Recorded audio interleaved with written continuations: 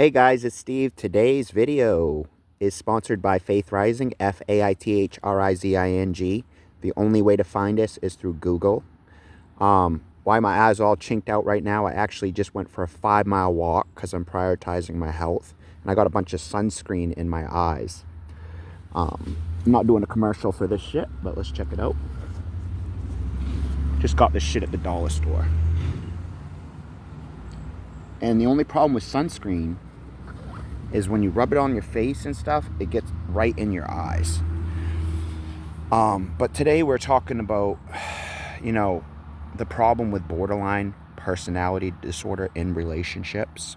And I'm going to tell you guys the biggest problem with it.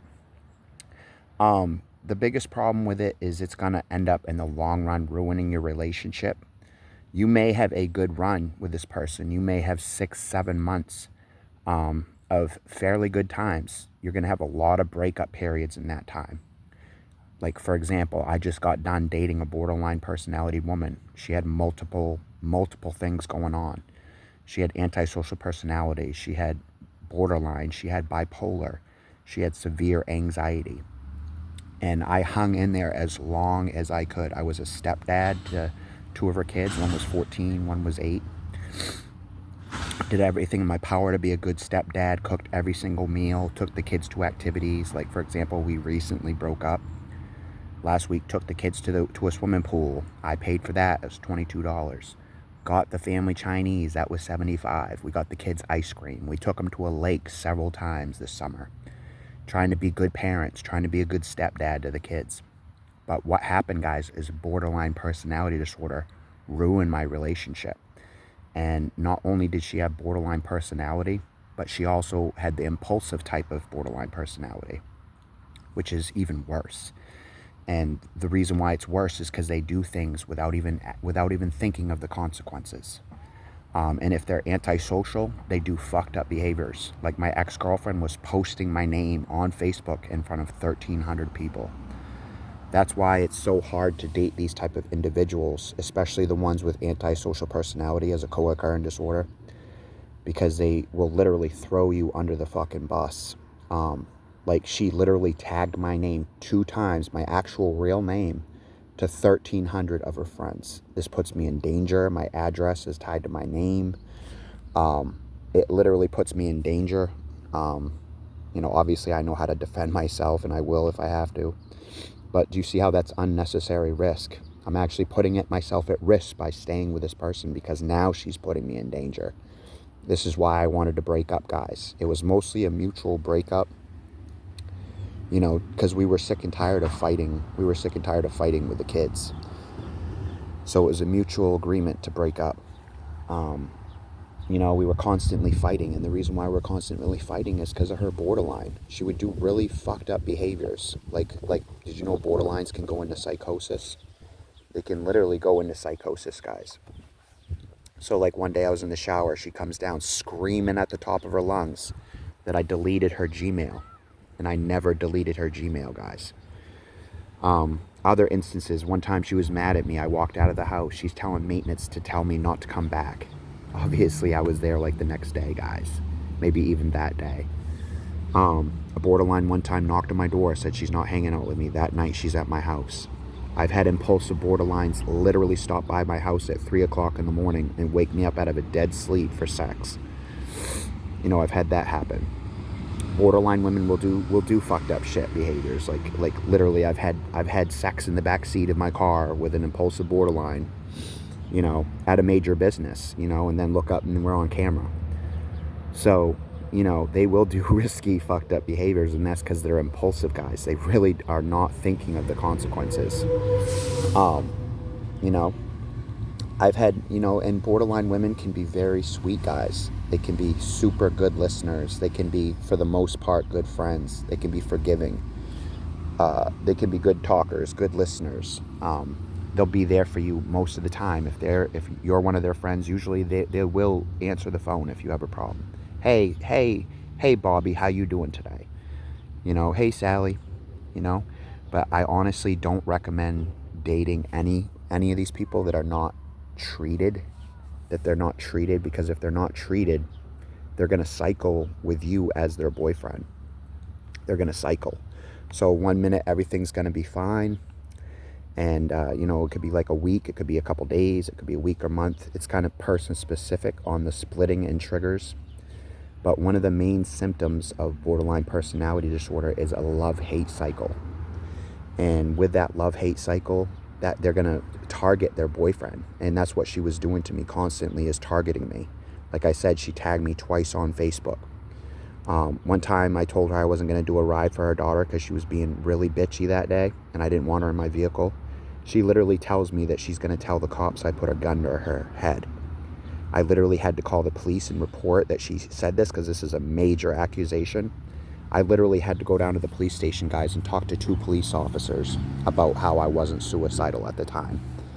You know, she would do fucked up behaviors like throw me under the bus, like show the police my text messages, tell police private business of mine, you know, what I had at home or whatever. You know, like if I owned a firearm, she'd tell the cops that. You know, she just throws me under the bus, guys. And that's what you're going to get from antisocial borderlines. They're going to throw you under the bus. The normal borderlines can just be really flaky. You know, they dip in and out of your life. Like I had a borderline friend that, you know, and borderline women, let's be honest, they're some of the most attractive women in the world, is the borderlines. You know, I had this beautiful blonde in my life, and she would dip in and out of my life constantly. In and out of my life constantly. And it was like heartbreaking to me, because I really cared about this specific female borderline. I cared about her a lot. But she was impulsive. You know, so at midnight, you know, we might have a wonderful night. We might have Chinese. We might have a great night, guys. You know, some of these women seriously fear intimacy. They don't like intimacy. So they'll sabotage things. You know what I mean? Like if you're on a date with an impulsive borderline, thinking that you might have you've had dinner, you've had a great night, you've gone on some activities, you're thinking that night you might be able to have sex. An impulsive borderline will just leave at like midnight purposely. And, you know, some of them are very controlling. Some of them want to be dominant. You know, leaving can be a way of them saying they're dominant. They're calling the shots as far as the sex is concerned. A lot of women are like that. They're very withholding of sex. They're very controlling with the sex.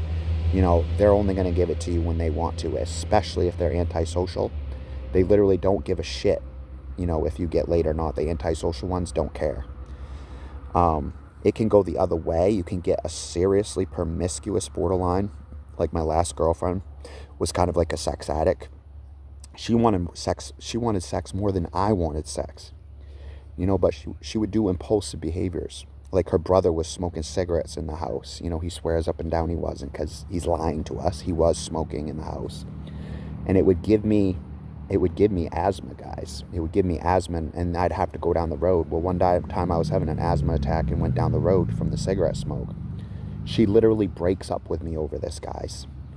2 days later, she's at another guy's house watching a movie. This is an impulsive borderline, guys. She has no ability to set any boundaries. And another girl I dated literally was having sex with her downstairs neighbor. She told me this was out of fear. One time she went into a childlike state and said the reason why she, you know, gave into this guy, she said, is that she's nice to the monster won't hurt her. So sometimes women will cave to these aggressive men out of fear, you know, thinking if they fawn with these men, they're less likely to be harmed. So they'll just give up sex out of fear. You know what I mean? And that's, I think, what was happening in this case, is that this girl was kind of scared of this person. So she's thinking, if I'm his friend, things will go better for me. So she would just do fucked up shit. Like while we were dating, we might be having sex. And then I fall asleep and she goes down and fucks this other guy. She wanted to have a threesome with me and this other dude. And, you know, that didn't work out. He ended up walking out of the room because I was going to give it a chance. He ends up walking out of the room because he couldn't do it. You know, sometimes threesomes don't work. I recommend with the threesomes, guys, if you're going to have a threesome with somebody, like, go over the script first so you know exactly what's going to happen. If you kind of know up front what your roles are going to be, the threesome's going to go way better, guys. Going into a threesome with no script is a recipe for disaster, because no one's going to know what to do in the moment. I suppose there's people out there that could do a free-for-all. But let's get back on subject, guys. You know, the impulsive borderline, those are the girls that are going to be calling the police on you. You know, I don't even know how many times, you know, the police were called for me and her relationship. I'm not even kidding, guys. Probably 10 times in the 7 months we dated. We broke up, literally, guys. 8 times we broke up. That's a lot of breakups, guys, in 8 months. It was like a breakup per month. That's because of the love-hate cycles. Love-hate cycles are one of the main symptoms of borderline personality. So she was doing love-hate cycles with me. I would tell her, honey, please get treatment for the borderline. Please get treatment for the borderline. She refused to get treatment. Recently, she started watching some YouTube videos about borderline, which I was proud of her for that. But she would outright refuse treatment. And because she outright refused treatment, that's my reason to exit stage left, because I can no longer be with an untreated impulsive borderline, because literally they will get you arrested. They will push you to the edge, guys. Like in my example, she did one day push me to the edge. In one situation, I almost sat on a pair of scissors. We were like fighting. I almost sat on a pair of scissors on the bed, and I took the scissors and I threw them against the wall. They literally stuck in the wall. I was upset because she had pushed me over the edge. The police officer that ended up coming, because right after that happened, she grabs my phone and smashes it against the wall 7 times, breaks my phone, and then refuses to give me my phone, to the point where I had to call the police on her because she was refusing to give me my phone that she just smashed against the wall 7 times. The police showed up. I was honest about throwing the scissors against the wall. He said if they hit her, I would have been going to jail. So do you see how close I came to going to jail, guys? I could have easily gone to jail for that. If those scissors had bounced off that wall and hit her, I would have been arrested. So you can understand how easy it is to get in trouble with these untreated borderlines. You got to be super, super careful, guys. I'm going to have a whole bunch of my Amazon shirts in the comment section. I'm going to put a link if you guys want to support my channel. This is a new channel. I actually have a separate channel as well, but I'm keeping this one as a second channel in case my first one gets terminated. But yeah, guys, I mean, it's just a beautiful day today, guys. Super, super pretty out. I'll show you the town.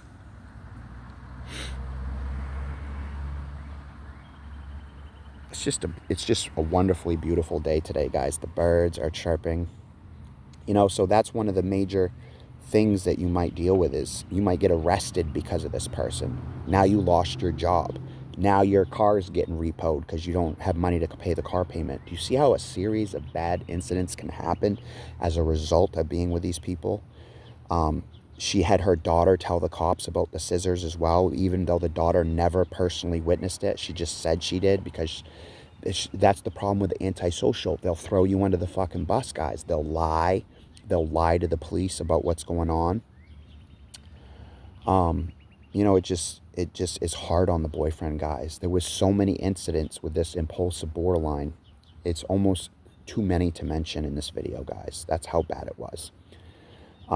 Like I said, guys, most of the time, the sexual piece, dating these people, usually that's going to go really well. Usually the sexual piece goes well. Usually these are, like I said, guys, these are some of the most beautiful women in the world. Borderlines aren't all bad. They can be extremely sweet. They can be the sweetest girl in the room. And that's a fact, and I know that because I've dated a lot of borderlines, guys. For whatever reason, I don't know why they're attracted to me.